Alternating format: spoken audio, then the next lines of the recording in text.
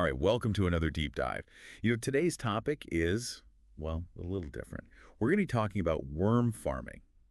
Now I know what you might be thinking. Worms. Ew. Gross. And yeah, I'll admit, I kind of thought the same thing at first. But then, well, I started reading about it, and I've got to say, I'm actually kind of fascinated now. So we've been digging into all sorts of research on this, articles, studies, you name it. And honestly, there's some pretty amazing stuff out there. Yeah, like did you know that worms can eat their own weight in food every single day? Crazy, right? And get this, they have 5 hearts. 5 hearts. It's wild the things you learn when you start researching worms. So, I mean, I'm definitely no worm expert, but we're lucky enough to have someone here with us today who is. What I really want to get to the bottom of is, well, why should we even care about worm farming? What's the big deal? Well, it's all about the benefits, really. And we're not just talking about benefits for your garden, but for the environment, too. Oh, okay, so this is bigger than just growing some tomatoes. Right. It all comes down to something called vermicompost. Vermicompost. Yeah, it's basically, think of it like super compost. Super compost. Yeah, it's the compost that worms create, and it's amazing for your plants. This is better than regular compost. Way better. Like, we're talking way more nutrients. How much more are we talking here? Well, the research we looked at shows that vermicompost can have up to 5 times more nitrogen. 5 times? Seriously? Yeah, and 7 times more phosphorus. Wow. And even 11 times more potassium than regular compost. Okay, so this isn't just a little bit better. This is like next level plant food. Yeah. But how do they do it? How do worms make this super compost? It's all about their digestive system. It's pretty fascinating, actually. Okay, lay it on me. So, worms break down organic matter, right? Like kitchen scraps and stuff. Right. And their gut is just teeming with all these beneficial microorganisms. It's like a little ecosystem in there. Whoa, a whole ecosystem in a worm's gut. Pretty much, yeah. And those microbes, they're the key to transforming the waste into, well, all those nutrients that make plants go crazy. So it's not just the worm itself, it's like a whole team of microscopic helpers. Exactly, it's teamwork. That's awesome. I've also heard that worm farming can help cut down on all the waste that goes to landfills. Is that true? Absolutely. Think about it. All those food scraps that you normally toss in the trash, they can be composted by worms instead. So less waste ending up in those giant piles. Exactly. And landfills are a huge source of methane, that potent greenhouse gas. Right. So by composting with worms, you're actually helping to reduce your carbon footprint. Okay, so good for the garden, good for the planet, Hmm. and kind of cool when you think about all the science happening in that little worm bin. All right, so we're sold. Worm farming is a good thing. But how do we actually do it? Like, what kind of setup do we need? It's much easier than you might think. You really don't need anything fancy. You don't need for, like, special worm palaces or anything. Nope, a simple plastic storage tote can do the trick. Really? Yeah, or if you're feeling crafty, you can even build your own. The key is good ventilation. Ventilation, okay. Yeah, and keeping it in a dark place. So no sunbathing worms. Nope, they like it dark. Makes sense. I've seen those bins with all the holes drilled in them. Is that for drainage? Exactly. Worms like a moist environment. Right. Got to keep things damp for them. Right, but too much water can be a problem. Yeah. So those holes let the extra water escape, keeps the bin from getting waterlogged. Okay, so we've got our bin. It's nice and airy. We've found a nice dark corner for it. What's next? Well, obviously you need the stars of the show. The worms, of course. And for composting, you want red wigglers. Red wigglers. Are those different from the earthworms I see in my backyard? Yep, red wigglers are kind of specialized. They love to munch on organic material. They're like composting machines. Okay, so where do you even get these red wigglers? Do I have to go on a worm hunt in my garden? Nah, you can usually find them at garden centers, or you can order them online. Online? Hmm. Huh. Never thought I'd be ordering worms online. Okay, so we've got our bin, we've got our wigglers. What else? I'm guessing they need a place to live, right? Like bedding or something? You got it. They need bedding, somewhere to burrow and lay their eggs.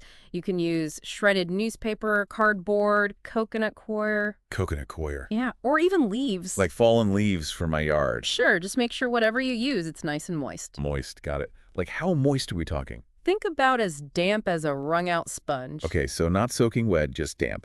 So we've made a nice comfy home for our wigglers. Now, the big question. What do we feed them? I mean, I know they eat food scraps and stuff, but is there anything they can't eat? Yeah, so worms are vegetarians. Okay, so no burgers for these guys. No meat, no dairy, no oily foods either. Got it. So what can they eat? Think fruits and veggies mainly, scraps, peels, all that good stuff. Okay, makes sense. Oh, and coffee grounds. Worms love those. Really? Coffee grounds. Yep, and eggshells too. Those give them a good calcium boost. Huh. Interesting. So it's like a healthy diet for worms, just like, what we should be eating. Pretty much. Except maybe hold the eggshells for us humans. Right, of course. So are there any foods that we should avoid giving them? Yeah, a few things. Like citrus fruits and onions. Ah, I've heard that. Something about being too acidic. Exactly. Too much acid can throw off the balance in the bin, make it uncomfortable for your worms. Makes sense. So let's say I'm ready to feed my worms. Do I just toss the scraps on top of the bedding? Actually, it's better to bury the food. Bury it. Yeah, just under the bedding. Why is that? Well, couple of reasons. Keeps things tidy, for one. Okay, so less mess. Right, and it helps the worms break down the scraps more efficiently. Got it. So we're tucking them in for a nice meal. Exactly. I love it. All right, so my worms are happily munching away. How do I know when their compost is ready? When is it time to harvest that black gold? You'll know, it's pretty easy to tell. What should I be looking for? The compost will be dark, crumbly, and it'll have that, well, that nice earthy smell. It's like a forest floor. Exactly. That means it's chock full of nutrients and ready to go. Okay, so let's say my compost is looking like, well, delicious dark chocolate cake for my plants. How do I actually harvest it? There are a couple of ways to do it. One way is to lure the worms over to one side of the bin. Lure them. How? Just add some fresh bedding and food over there. They'll naturally migrate to the new goodies. Oh, so they leave the finished compost behind. Exactly. And then you can just scoop it out. That's pretty clever, like a worm buffet. Yeah, pretty much. And the other method, it uses worms' aversion to light. They don't like light. Nope, not really.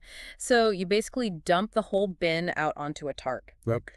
Spread it out, form a few piles, and the worms will burrow down away from the light. So you can just pick off the compost from the top. Yep, that's the idea. Wow, both of those methods sound way easier than I was expecting. Okay, so I've harvested my vermicompost. What's the best way to use it? Think of it as, well, like a superfood for your plants. Okay, I like that. You can mix it into your garden soil, use it as a top dressing for your potted plants. Okay, I've heard of top dressing. Or you can even brew it into something called compost tea. Compost tea. Yeah, you basically steep the compost in water, like tea. It extracts all the nutrients and beneficial microbes. Interesting. What's the benefit of using compost tea versus just adding the compost directly to the soil? Well, it's like a super concentrated liquid fertilizer. Okay, Easy for plants to absorb, especially good for seedlings and young plants. so like a gentle boost. Right. And you can also use it as a foliar spray. Foliar spray? Yeah, you spray it directly on the leaves of your plants. Huh. Gives them a quick nutrient uptake. Okay, this is amazing. I am really starting to see the appeal of worm farming. But I know that, with any kind of composting, there can be some issues, like bad smells or, sometimes those worms try to escape. What about those problems? Yeah, those are definitely valid concerns. So what do you do if your bin starts to smell? Usually a bad smell means something's off balance. Like what? Could be too much moisture, you might be overfeeding, or maybe you're giving them the wrong types of food scraps. Okay, so got to be careful about what we're giving them. Right. Make sure you're not overloading the bin, and if it's too wet, just add some dry bedding. Like shredded newspaper. Yeah, that'll soak up the excess moisture. Okay, so it's all about balance. Exactly, like a little ecosystem. And what about the escape artists? What if my worms are trying to make a break for it? Could be a few things. Like what? Worms are sensitive to temperature, Okay. moisture levels, acidity. If they get uncomfortable, they might try to find a better spot. So what can I do about that? Make sure your bin's in a good spot, not too hot, not too cold. Okay, temperature matters. Yeah, somewhere between 55 and 77 degrees Fahrenheit is ideal. Got it. And check the moisture and acidity regularly. Exactly. It's all about observation, being a good worm detective. I like that. A worm detective. So even if I don't see my worms all the time, it doesn't necessarily mean something's wrong. Right.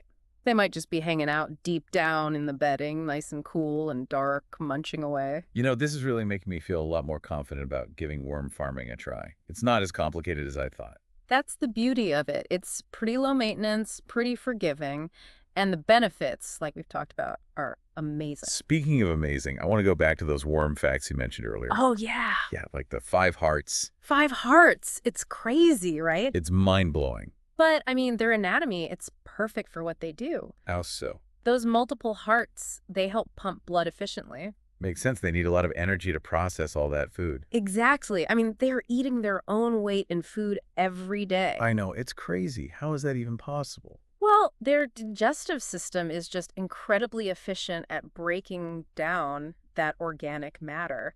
Yeah, turning our scraps into something valuable. And one more thing.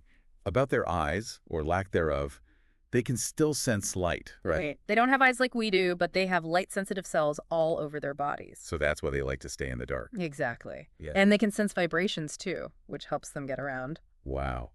You know, it's amazing to think that these creatures, they seem so simple, but they play such a huge role. They really do. They're like these little unsung heroes working behind the scenes to keep things balanced and healthy. Yeah, it really makes you think, doesn't it? Right. Like, we think of worms as these simple creatures, but they're doing all this incredible stuff. Right. It's like nature has its own solutions, Mhm. for all these problems we're facing. Like waste management, you mean? Exactly. And soil health.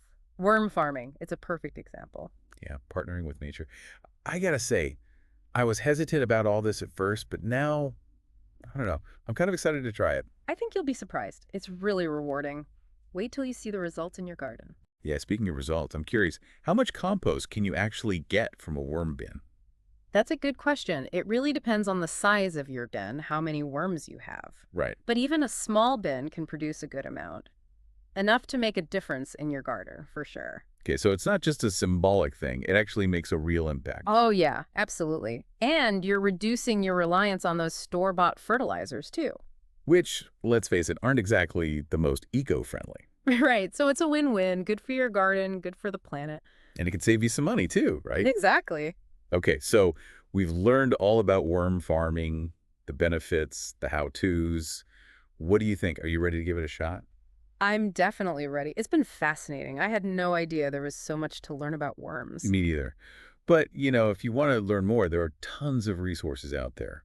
Online, in your community. Yeah, don't be afraid to reach out, ask questions. We love hearing from fellow worm enthusiasts. Or anyone who's just curious, really. So, until next time, happy worming, everyone.